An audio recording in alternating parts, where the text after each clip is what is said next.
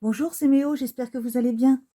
Alors pour commencer cette carte, j'ai pris un morceau de 8 cm sur 14 cm. Sur le côté le plus petit, je vais marquer très légèrement un point à 1,5 cm, 4,5 et 6. Pareil en face.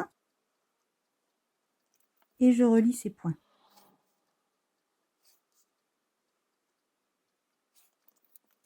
Ensuite, de l'autre côté, du premier trait jusqu'au dernier, je fais des points tous les 1 cm.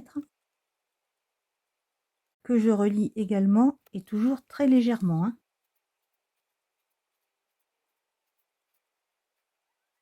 Alors sur cette partie haute qui a été quadrillée, on va faire les touches noires des pianos, donc de part et d'autre de chaque verticale, on va faire un point à 3 mm. Comme sur les pianos, ça fait deux touches noires. Attendez, je vais prendre ce petit exemple. Voilà, pour obtenir ceci. Donc il y en a deux comme ça. Un blanc, trois noirs, un blanc, deux noirs, un blanc, trois noirs, un blanc, deux noirs. Donc on va commencer par deux touches ici. Donc de chaque côté de ce trait vertical, on met un point à 3 mm, deux fois. On laisse un blanc. Maintenant on va le faire trois fois de suite. On laisse un blanc. On le fait deux fois de suite. On laisse un blanc et trois fois.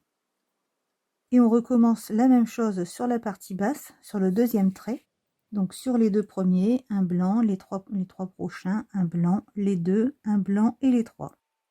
Et une fois que tous ces points sont faits, on les relie.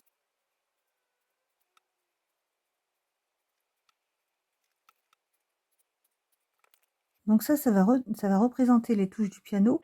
Et maintenant, je vais faire la petite séquence émotion. Alors pour ça, je prends dans ces dies le troisième en partant de l'extérieur, qui ressemble à une larme. Et je vais le placer à peu près à 5 cm du bord gauche. Voilà, de cette façon. Et je vais tracer l'intérieur.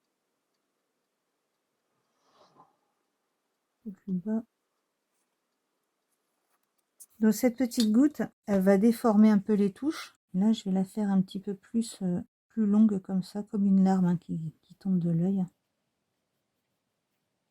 Voilà, comme ça. Donc cette goutte va déformer un peu les touches, donc on va leur donner un petit reflet de cette façon. Alors déjà ici, on va faire le petit bombé du bas de cette façon. Et en haut, pareil. D'ici à ici, c'est pareil, je fais le petit reflet, le petit bombé qui correspond à la goutte d'eau. Et là, c'est pareil, tout ce qui est à l'intérieur, comme ça, je vais le déformer un tout petit peu. Et je m'arrête à ce trait hein, qu'on vient de tracer. Donc ces touches ici, c'est pareil, elles sont déformées. Ça, c'est les touches noires.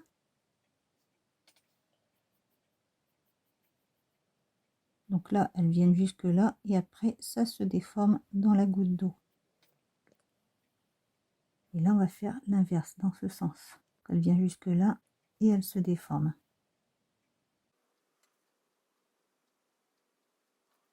Donc c'est pareil, cette grande touche, ça le fait. Celle-ci aussi, c'est celle qui passe entre les sous la touche noire. Hein. Donc celle-ci, elle est un petit peu bombée dans ce sens et après là c'est dans l'autre sens. Et voilà, on a la forme des touches toutes déformées par la larme. Alors maintenant on va découper cette larme. En faisant bien attention de ne pas abîmer ce qu'il y a autour. Hein.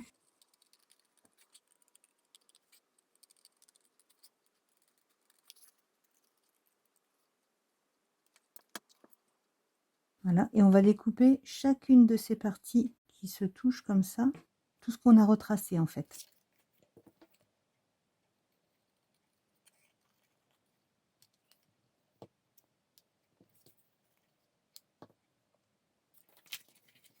Là, pour être sûr, je prends le tapis de découpe, le scalpel.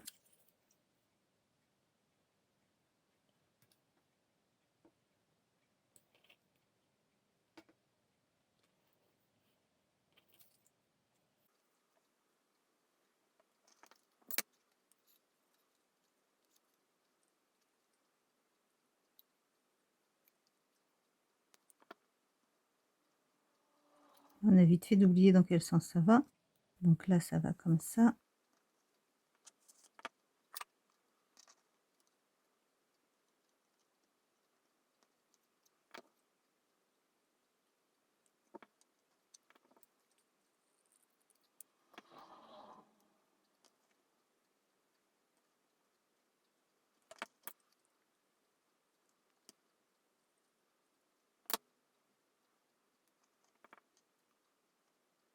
Hop. Et voilà les parties repositionnées à peu près. Alors maintenant, je vais gommer tout ce qu'il y a sur ces petits morceaux.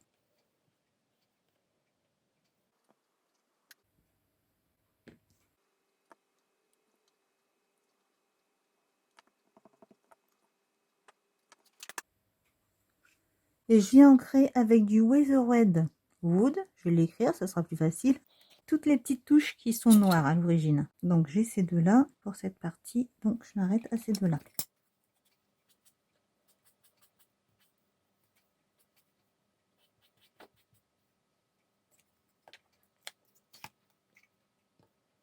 Je remets toujours en place hein, pour être sûr de ne pas me tromper au moment du montage final. Ensuite, les deux pièces en haut et en bas, elles, je vais les ancrer entièrement avec le Victorian Velvet.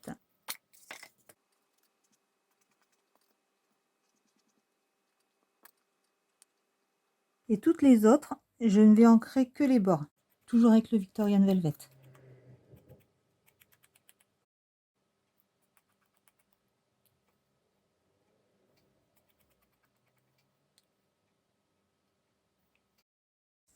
Alors maintenant, je les mets toutes à l'envers.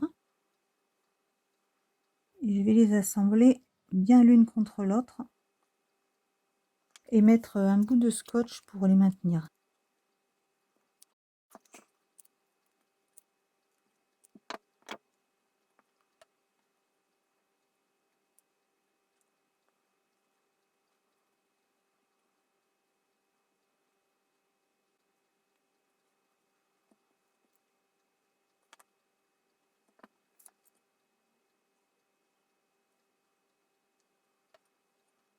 J'ai perdu un petit bout.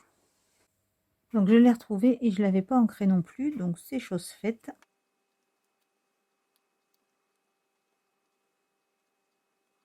Voilà, c'est mieux quand même.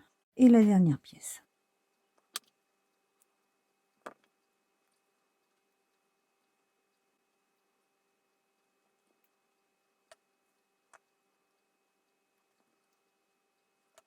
Alors là, j'ai peut-être un peu exagéré sur le trait.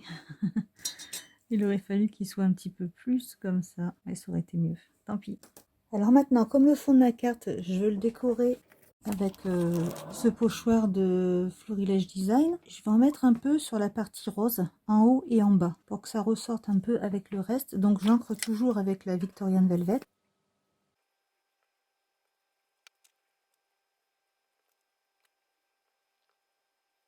Voilà, ça suffit bien. Et maintenant, je vais l'embosser avec de la poudre holographique. Donc là, elle est vide parce que j'ai tout mis dans une boîte. La voilà. Je prends donc la Versamark et j'en mets partout dessus.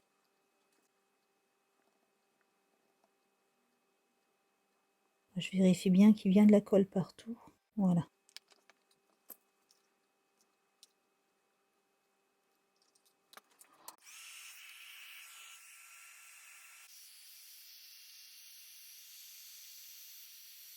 J'en fais une seconde couche avant que ça soit sec.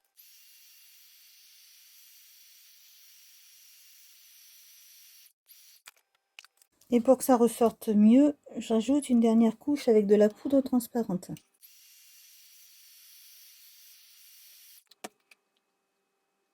Et voilà.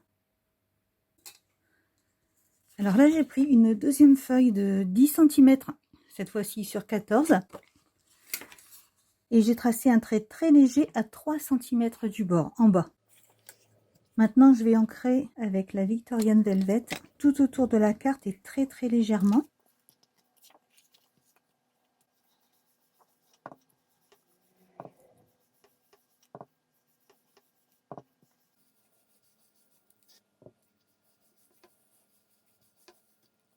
Voilà, comme ça suffit bien.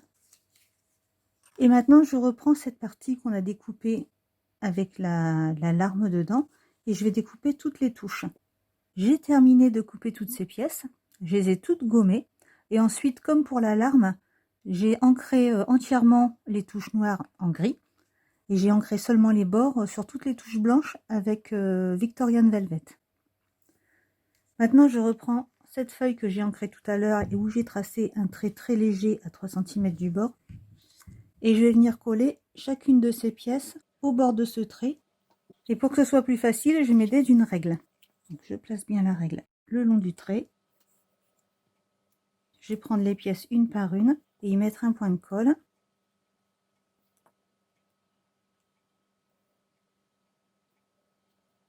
Et je me place autant au bord du papier qu'au bord de la règle.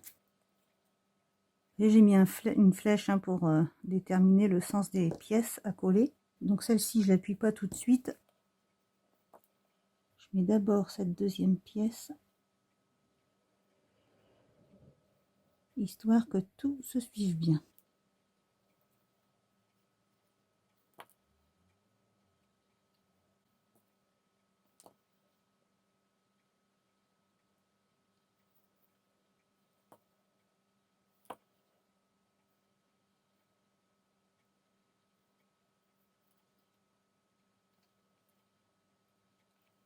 Maintenant, je retire la règle pour venir placer la larme.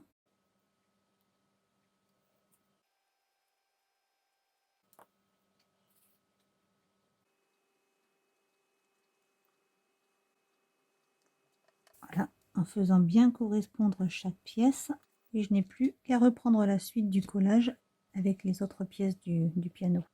Donc maintenant, je reprends le même pochoir que tout à l'heure. Et toujours avec la Victorian Velvet, je viens faire des petites empreintes en haut et en bas. Ça représente un peu comme les petits colliers de perles, on va dire.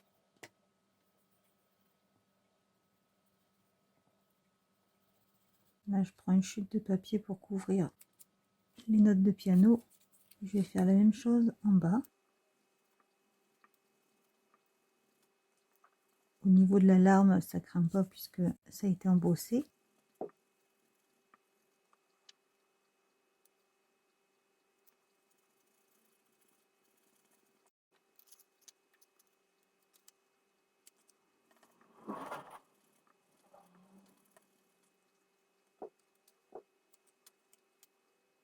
Là, pour le deuxième passage, je profite de ce qui reste sur le pochoir pour l'étaler. Comme ça fait un petit dégradé.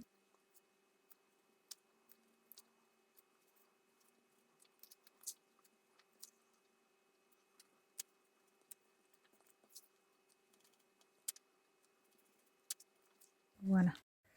Alors ici, comme ça, c'est un peu décalé par rapport aux touches. Je vais juste ombrer un petit peu avec du Victorian Velvet au bord des touches, très légèrement.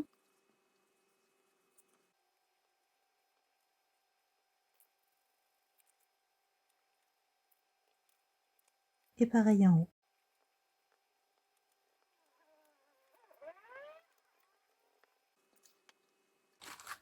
Et maintenant, sur cette planche de tampon, j'ai choisi ce tampon-là. Et je vais faire une seconde génération de tamponnage. Donc, je vais déjà ancrer le tampon avec la Versafine Onyx Black.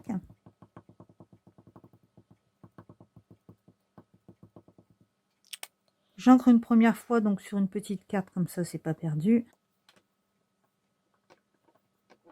Et après, le deuxième tamponnage, je le fais sur une chute de papier. Voilà, comme ça, il est un peu plus passé dans les tons pastels. Je reprends le Victorian Velvet et je viens ancrer en douceur toute la feuille, enfin surtout tout le dessin. Alors ensuite, j'en mets un peu sur ma palette avec un petit peu d'eau à côté. Et je vais venir coloriser quelques parties, donc son chemisier.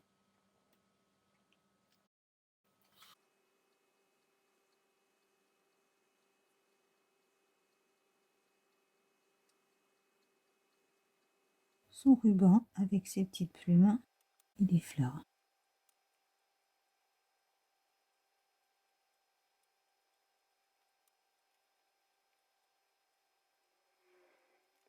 J'ajoute un petit peu de gris pour faire des ombres.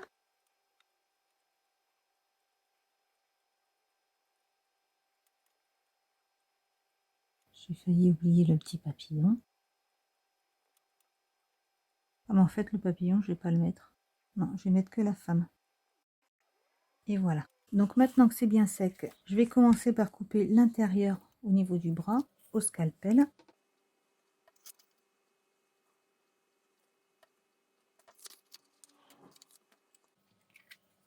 Et maintenant je vais faire tout le tour en ne prenant que la femme et le bas du tampon.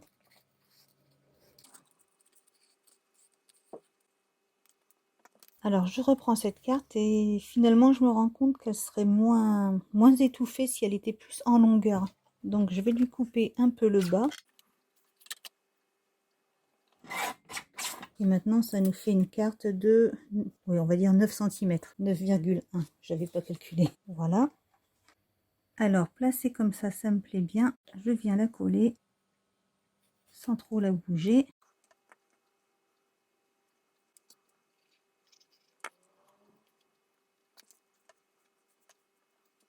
Voilà, donc là je regarde vite fait les mesures que ça me donne. Donc là ça fait exactement 15,7. Je vais faire du 16. Oui, 16 sur 10 ça serait bien. Alors 16 sur 10.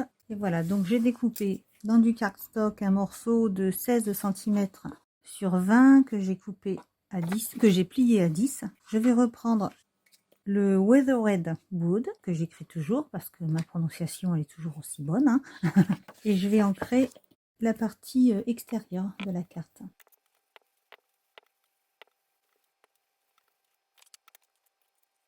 Ça fait un peu tristouné. Alors je viens de trouver ce morceau de papier brillant. Après tout, hein, c'est un peu les années folles quand même. On va mettre un peu des paillettes. Déjà ça ira mieux. Oui, c'est nettement mieux. Alors je vais coller ce morceau sur le gris que je viens d'ancrer, tant pis.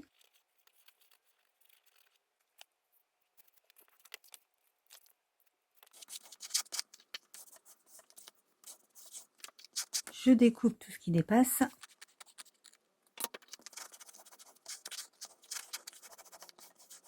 Et maintenant, je vais venir y coller la carte qu'on vient de faire.